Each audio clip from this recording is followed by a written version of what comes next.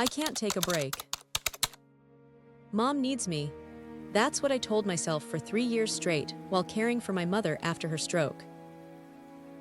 I'd cancel my own doctor's appointments, skip meals, and stay up all night researching treatments, all while telling my clients they needed to prioritize their own well-being. The irony wasn't lost on me. As a therapist, I preached self-care daily, but as a daughter and caregiver, I couldn't give myself the same permission. I truly believed taking time for myself was selfish when someone I loved needed me more. It took reaching complete burnout, where I couldn't even remember my own phone number, to realize I had it all wrong. The moment everything changed for me wasn't dramatic or cinematic. It was ordinary, which somehow made it more powerful.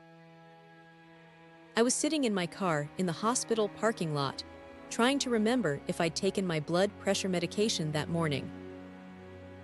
I couldn't recall if I'd eaten anything in the past 24 hours. And when a friend called to check on me, I couldn't remember her name for a solid 10 seconds. That's when it hit me. I had become so focused on being a good caregiver that I'd completely abandoned myself. And the truth I had to face was uncomfortable but undeniable. Couldn't continue to care for my mother if I was falling apart. That day in the parking lot was 5 years ago. Since then, I've not only transformed my own approach to caregiving, but have dedicated my practice to helping other caregivers understand that self-care isn't selfish, it's essential. And today, I want to share with you the myths that keep us locked in guilt and self-neglect, and the truths that can set us free.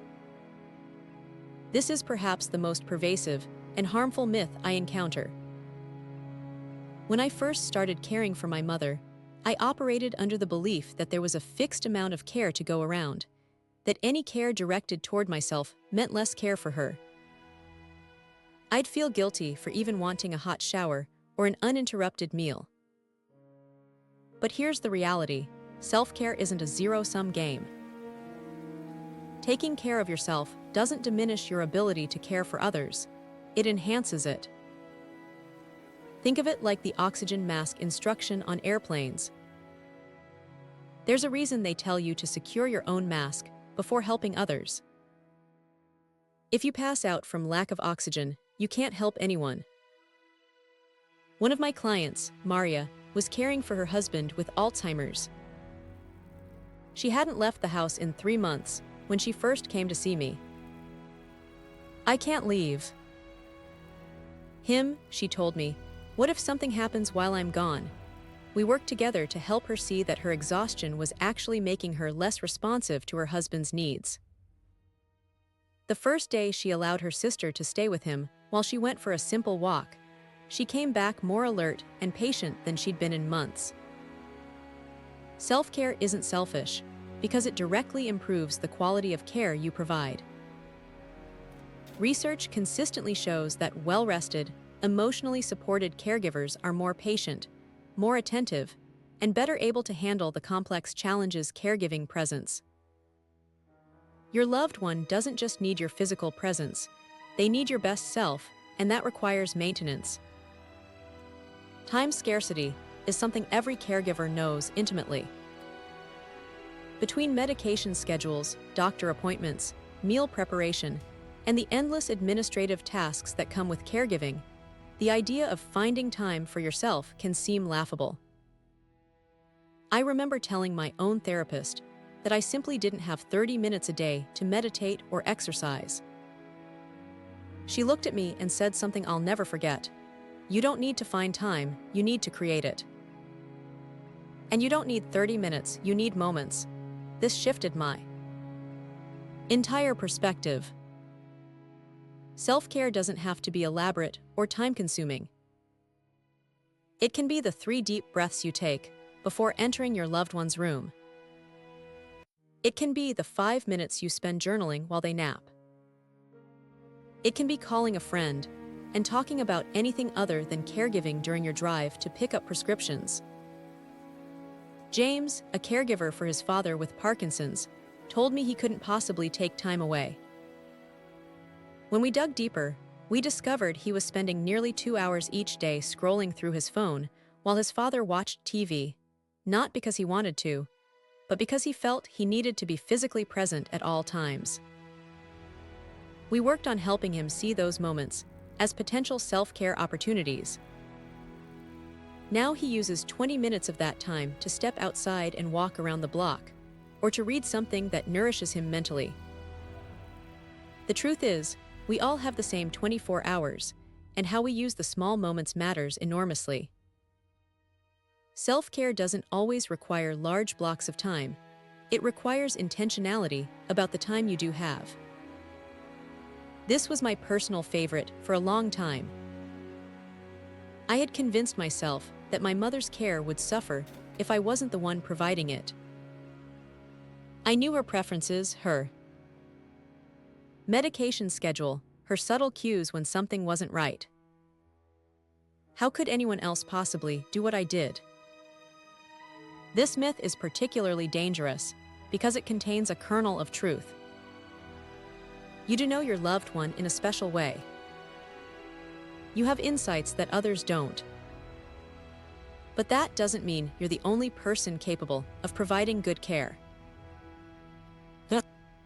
The moment I realized this myth was hurting both me and my mother was when I reluctantly accepted help from my cousin, who offered to stay with Mom for a weekend. I left detailed instructions, called constantly, and worried the entire time. When I returned, I found that not only had my mother survived, she had enjoyed the change. My cousin had played music I never thought to play, prepared foods in ways I hadn't considered, and brought a different energy into the home. My mother actually seemed refreshed by the change. This taught me that different doesn't mean worse. Sometimes it even means better. No single caregiver, no matter how devoted, can meet all of another person's needs. We all benefit from varied human connections and approaches to care. Sarah, who cares for her daughter with special needs, resisted respite care for years. "Nobody knows her like I do," she'd insist. When she finally allowed herself to accept help from trained professionals, she discovered that her daughter enjoyed the new activities and social interactions they introduced. "They don't do things exactly like I do," Sarah told me, "but sometimes their way works better." And seeing her connect with other people has been beautiful. Accepting help isn't abandonment. It's an acknowledgement that caregiving is too big a job for any one person, and that your loved one deserves the richness that comes from multiple caring relationships. When many people hear self-care, they picture expensive spa days, yoga retreats, or fancy restaurants. With the financial strain that often accompanies caregiving, these things can indeed seem like unattainable luxuries. I fell into this trap myself. I remember thinking that self-care meant spending money I didn't have on indulgences I couldn't justify. But one day, a colleague challenged me. "What was the last thing you did that brought you joy and cost nothing?" I couldn't immediately answer. And that's when I realized how narrow my definition of self-care had become. True self-care isn't about luxury or expense. It's about intention. It's about identifying what replenishes you and making space for it. For some, that might be sitting in silence for 5 minutes. For others, it might be calling an old friend, reading poetry, or stepping outside to feel the sun on your face. Some of the most effective forms of self-care cost absolutely nothing. Robert, who cares for his wife with MS, told me he couldn't afford self-care. When we explored what actually helped him feel restored, he realized that singing, something he'd loved his whole life but had abandoned during the intensity of caregiving, brought him immense joy. Now he sings in the shower, in the car, and sometimes with his wife. This costs nothing, but brings him back to himself. Of course, there are forms of self-care that do require resources: respite care, therapy, certain classes or activities. but there are often community resources, sliding scale options, and creative solutions available. The first step is recognizing that self-care is a necessity, not a luxury, and then getting creative about how to incorporate it into your life within your means. This might be the most insidious myth of all, the belief that needing support somehow indicates weakness or failure as a caregiver. I believed this one deeply. As a mental health professional, I thought I should have all the emotional tools to navigate caregiving without struggling. Every time I felt overwhelmed, resentful, or exhausted, I'd think, what's wrong with me? I should be handling this better. The truth I eventually had to confront is that caregiving is inherently challenging, emotionally, physically, and spiritually.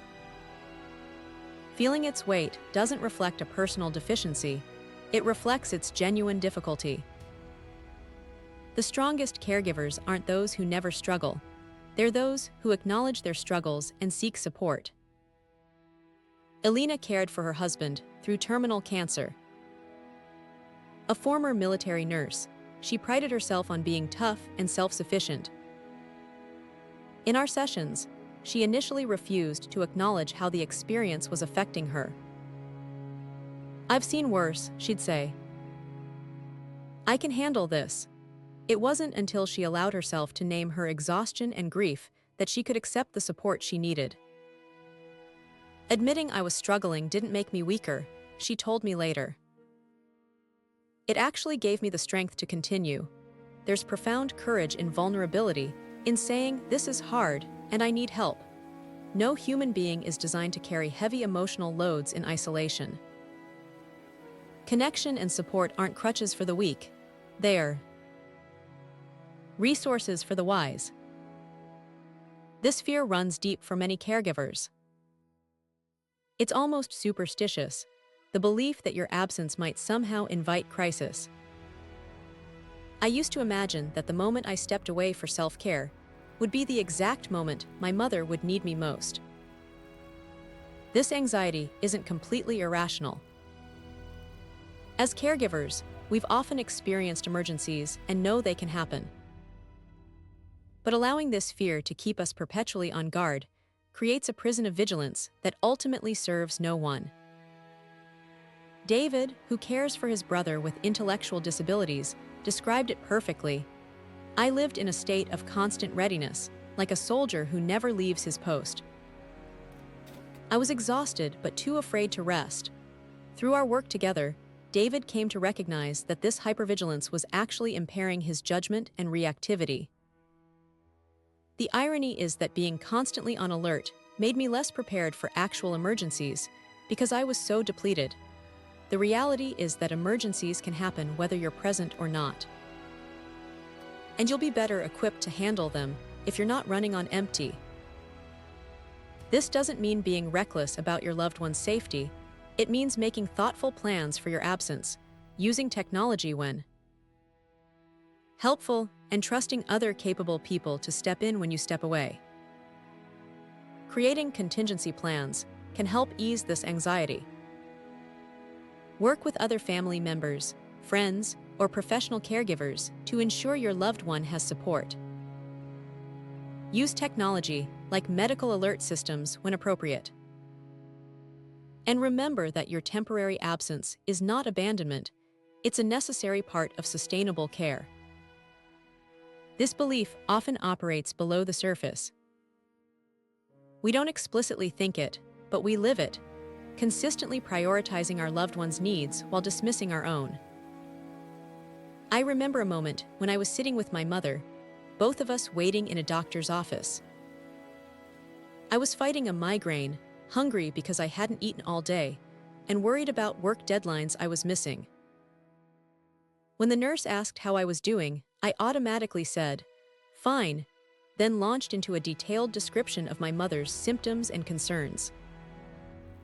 On the drive home, I realized I'd been doing this for months, not just with medical professionals, but with friends, family, and even myself. I'd stopped acknowledging my own needs, as if they'd ceased to exist when my mother became ill. But our needs don't disappear when we become caregivers. They just get buried. And buried. Needs don't go away. They resurface as resentment, health problems, depression, or compassion fatigue. Lisa, who cares for her son with autism, shared that she developed the habit of eating only her son's leftover food rather than preparing meals for herself. "It didn't even occur to me that I deserved my own meal," she said.